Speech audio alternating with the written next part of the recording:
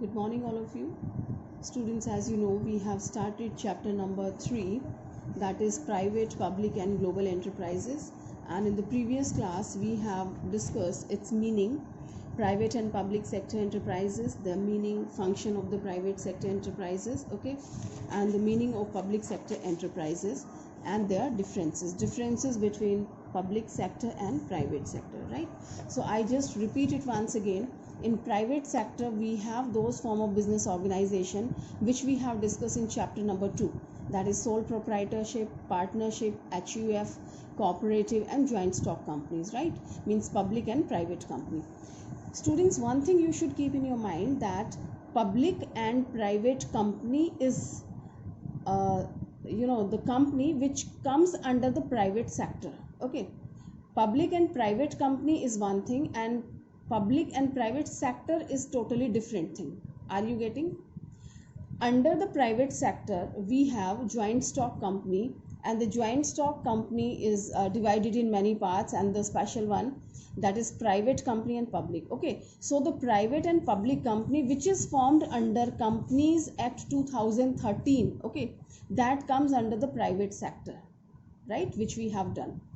And this public sector is completely different. Okay, so this joint stock company is a part of private sector and it is public sector. Okay, so these all things we have discussed, and I have talked to you about form of public sector enterprises. So we have three kind of enterprises here. The first one is called departmental undertaking, second one statutory corporations or public corporation, third one is government company. So today we will discuss about the departmental undertaking in detail. We will study its features, merits, and limitations. So departmental undertaking is the oldest and traditional form of public enterprises, when everything was in the hand of the government. And I've told you, initially government was holding so many companies in its hand, but later on, due to liberalization, privatization, it has released most of the companies, and only a few companies it has kept with them. Company means enterprises, like the sectors it has kept. One is a railway department, arms and ammunition, and that is defense. These kind of enterprises which are having the utmost good, you can say, the security, from the security point of view and for public welfare point of view. Okay, so departmental undertaking is the oldest and traditional form of public enterprises. It is managed by the government officials as one of the government departments. Okay, it's under the control of concerned ministry of the department, who is answerable to government through the parliament. Students, departmental undertaking, right? It is owned by the government. As you see that railway ministry, who is the railway minister? Okay, and the people who are recruited under the railway department, these are appointed by the government, central government or the state government, right? And how the money comes means capital. To start any business we need some capital. Okay, so here the capital is arranged by the government, means government is providing the budget to these kind of departments like railway department and all. Okay, so it is financed by the government, employees are appointed by the government, right? And it is answerable to the government only. This departmental undertaking, if any problem comes, anything good or bad happens in the railway department, so the railway minister will be answerable to the government through the parliament. You must have seen the parliament session. These people are questioned by the public. Okay, and the opposition party is there, so everything will be discussed over there and they will be answerable to the government. So it is financed by the government budget, and all activities performed by it are an integral part of the government functioning. These undertakings may be under the central or the state government, and the rules of central or state government are applicable. Right, students? That is what I've told you. Well, now we will talk about the suitability of the departmental undertaking. Means this departmental undertaking is suitable to what kind of concern, to work. Okay, the first one, for business activities of vital importance for the country, such as defense, telecommunication, power, etc., where utmost secrecy is required. Right, students? If the defense comes in the private hand, so that will be very problematic situation in the country, because in the private sector, people, they want to earn more and more money at any cost. Okay, so if the question comes of the defense, so that will be a problematic situation. So the government doesn't privatize this defense, right, and railway. And one more, So the first point was because of the secrecy. Second one, for economic controls, public distribution system. Government wants to keep controlling the economy to an extent. That's why it is keeping certain important departments with it only. Third one, for the operation of public utilities like post and telegraph, telephone, broadcasting, etc. See, where the public utilities there, like electricity. Electricity is still with the government power. Okay. If electricity is privatized, right, in the private sector, the people, they can charge any amount and there's no control over that, right? As we see the certain things which is in the hand of the private people, so they just charge accordingly, nobody can say anything. Okay, so each and every section of the society, they are using the electricity, right, and it's provided at the reasonable rate, like water supply also, right? So these kind of thing which is having the extremely important things for the public, that must be with the government, they are telling. So these kind of concerns are kept by the government in the departmental undertaking.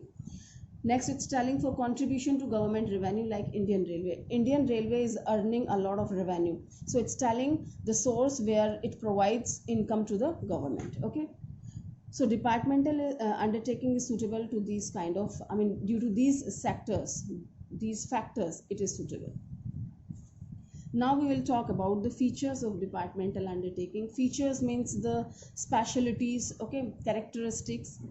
The first one is no separate entity. Separate entity, as we have talked about the companies which formed under Companies Act 2013, right, and cooperative societies also we have studied, these are also separate legal entity. So it's telling that departmental undertaking is not different from the government. Okay, so departmental undertaking are part of the government establishment and has no separate entity distinct from the government. The undertaking is a major part of the department attached to a parliament ministry.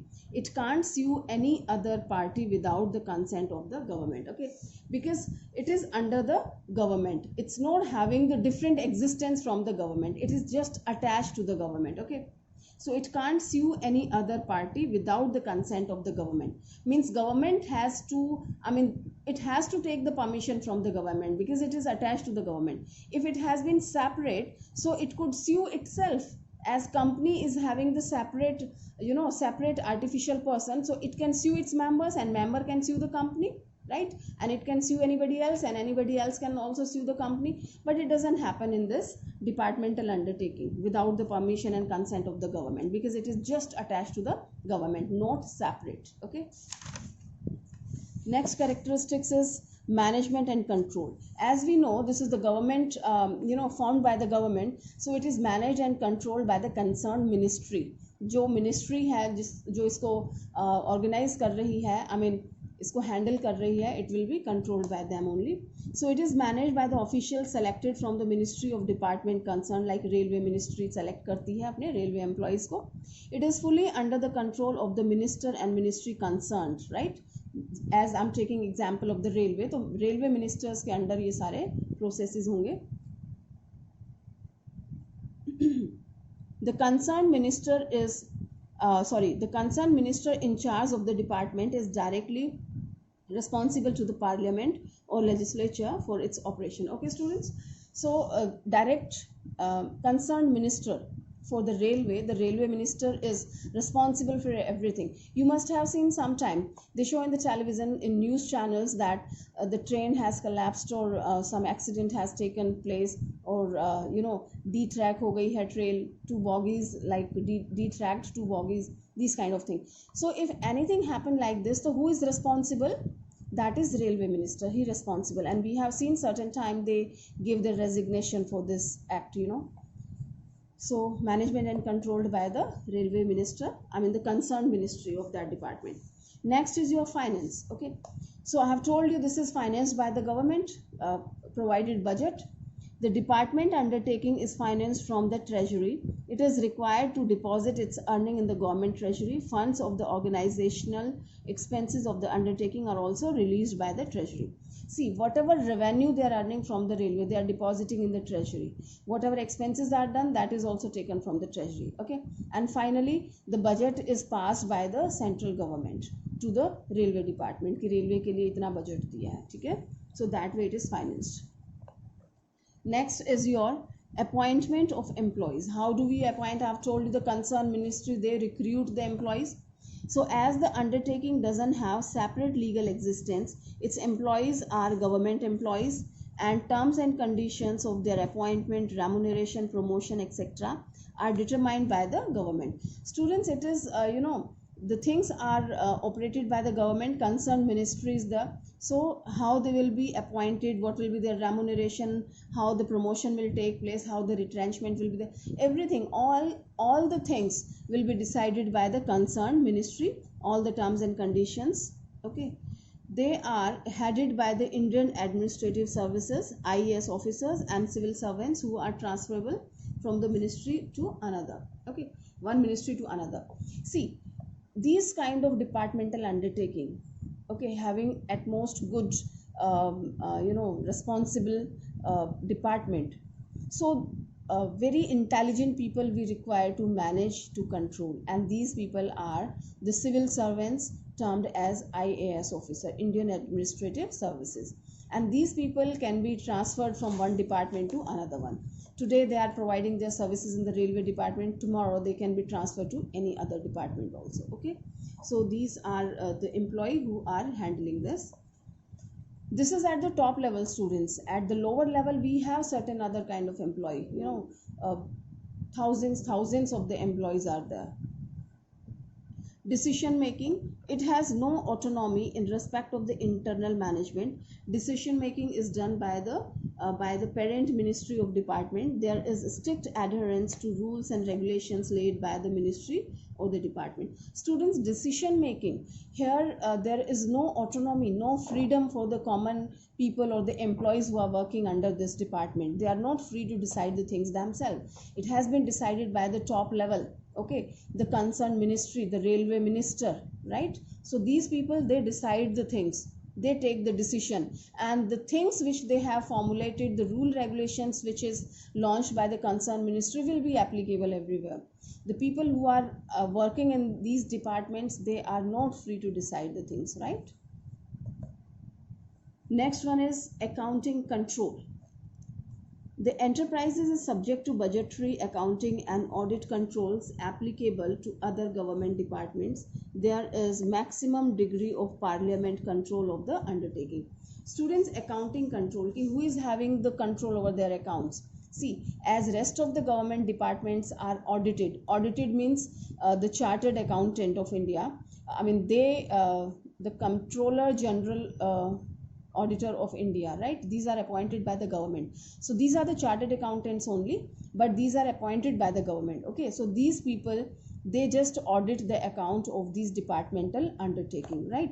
So these enterprises are subject to the budgetary. They have a budget, they have the accounting procedure, they have the auditing process, everything is there, and that is done through the government, right? So these people who will be doing all that, they will be appointed by the government.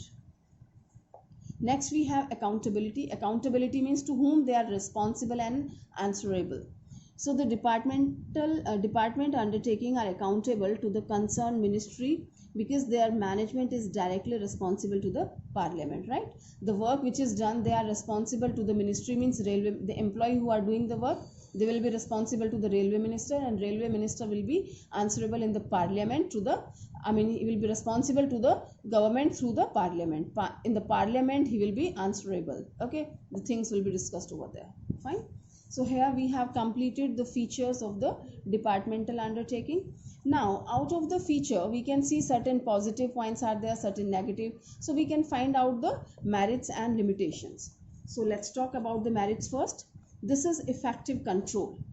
It is completely owned, managed and controlled by the government ministry. It facilitates the parliament to exercise effective control over their operation. We know that the control is very effective because it is directly done by the ministry, directly done by the departmental head, right?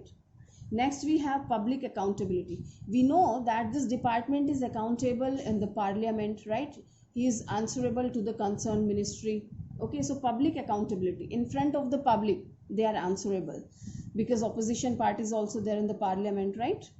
These undertakings are in direct control of Parliament. The performance of these undertakings can be discussed in the Parliament. This makes the management more alert and accountable. These people who are working in this department, they will be more alert because they will be answerable to the public. Wherever the things are being discussed in the Parliament, that means you are answerable to the public, because public is watching the things, activities. Next, increase in government income. Of course, this is under the government control. So when it is earning the revenue, so government ultimately government is earning, right? So increasing the government income. So the revenue earned by these undertakings is the income of government, as it is deposited in the government treasury. Thus, the income adds in the adds to the existing government revenue. All right, it's very simple and clear. Next, we have national security. Well, the government can avoid the disclosure of the activities and performance of these undertakings. The government can keep the activities highly secret on the plea of national interest. It is because this reason only the most sensitive area, that is defense, is operating as a separate departmental undertaking. Students, it's telling that national security, the government can avoid discussing certain factors in front of the public, because for the safety point of view, that is necessary, like defense. Okay, so it's because of this reason only the most sensitive area, that's defense, is operating as a separate departmental undertaking, and that is not discussed in front of everyone. You must be knowing that we discuss about the railway and all, but the secrets of the defense ministry is kept with them only. The government can keep the activities highly secret on the plea of national interest, because this is for the sake of national interest, they are keeping the things secret. Fine. So national security, this is one of the positive point of this departmental undertaking. Okay, next we will talk about its drawbacks, limitations. So the first drawback is inflexibility. Students, the government activities are quite rigid. Okay, the system is quite rigid. The rule regulations, once they have formulated, that means everyone has to follow those ones. If the track is like this, so you will move like this, you can't go like this, no shortcut, nothing else. So rigidity is there. So there is a lack of flexibility in departmental undertaking due to strict government rules. It is considered as a government office. The minister and top official also interfere frequently in its working.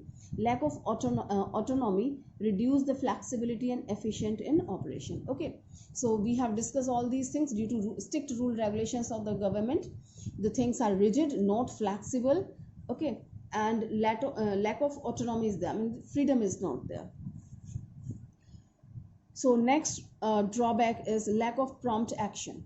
Students, when the things are not flexible, the system is quite fixed, right? We have to move in this line. This person has to communicate to this person, so it has to cross this chain. If this person comes directly to this person, so it can't communicate like this. Maybe verbally he has told this person, but this person can't take action by the time the information doesn't reach through the process. So that is the rigidity. Okay, lack of prompt action. This person came to know what is going to happen because it got the news from this person right now, but it can't decide the thing by the time this person doesn't receive the information through this proper channel. Okay, so this is the thing where it is lacking prompt action. Jaldi se koi bhi decision nahi ho sakta hai. The employees or heads of departments of such undertaking are not allowed to take independent decisions. They have to take the approval of the ministry concerned. Excessive formalities leads to delays in matter where prompt actions are required, right? Students, if the prompt actions are required, they can't take. Okay, and they have to move according to the rule regulations only. That is the thing. So lack of prompt action. Next we have bureaucracy. Bureaucracy means the top officials who are there, they will be just doing the work. Departmental undertakings are unable to take advantage of the business opportunity. The bureaucrats are overcautious and conservative by nature. This nature of the doesn't allow them to take risky ventures. Students, who are the bureaucrats? Bureaucrats are the person, means the top officials who are working. They are also bounded with their duties. Okay, they have a proper system to do the work. They can't oppose the system, they can't go beyond the system. If some business opportunity is there and you have to decide something soon, so they can't do that, they can't avail the business opportunity. So there are so many drawbacks because of this bureaucracy system also. Next we have red tapeism. Students, red tapeism, you must have seen in the government concerns that they are the files which are tied by the red colors tape. Red colors thread is there, they tie the files. And red tapeism means delaying the things. Okay, what happens in the government department? They delay the decisions, they delay the thing, they delay the work. They make a file of this thing, tie and just throw it at one place. We never know when this will be open. Okay, so in departmental undertaking there is a delay in day-to-day operation. No action can be taken unless it goes through the proper channel of authority. This creates unavoidable problems in functioning of the organization. Okay, due to this system, due to rigidity of the system, the things are being delayed, right? And they just make a file of the things, and the system has been postponed or delayed, right? So this creates unavoidable problem in the functioning of this organization. Next we have political interference. That's very, very clear, because this is directly it's under the control of the government, and the government interferes like anything. So political interference is there. There is a lot of political interference in departmental undertaking, as they can under the supervision of the minister. It has been observed that the concerned minister decision is taken, it takes personal interest or party's interest rather than in public interest. I tell you students, where there is a ministry is there, it's telling, it has been observed that the concerned minister decision is he takes personal interest. And see, there is a party and there is a minister, right? So whose interest should be superseded? The party's interest should be on the top. Okay, and here is the ministry, but this minister is handling everything. So he just keep his interest over the party interest. Sometime, not only sometime, most of the time, these concerned ministers, they just look in their personal interest rather than the party's interest. Okay, so that is also one of the drawback. It's a main drawback of these political parties. Next and last one is absence of competition. As we watch in the private sector, we have a lot of competition, and due to competition, they try to improve the quality of the things. They try to give the best things, and the best quality at the reasonable prices they have to provide, because a lot of companies are there. But in departmental undertaking, we have the one only. As you can take live example of the railway department, we have the Indian Railway only, no other kind of railway. That is the reason they are charging very high from the public, and they are not providing any kind of facility properly according to the charges, right? Why? Because nothing is in the competition, no other kind of trains are there. As we have the bus services, and airplanes are there, that is also privatized. It's not only Air India, right? We have certain other flights available, so they are providing better services, and due to their services, these Air India has to provide the better services, fine, because they are in the competition, but it is absent in this. So departmental undertaking doesn't work for profit, so they lack the competitive feeling. They don't keep to the interest and needs of the consumers in mind. That's a big problem in this, right, students? So here we have discussed all these features, merits and limitations of the departmental undertaking. Here we have completed this topic, and in the next class we will discuss the next this undertaking, that is statutory corporation or public corporation. Students, please complete your work on the daily basis and keep learning the topics simultaneously. Okay, thank you.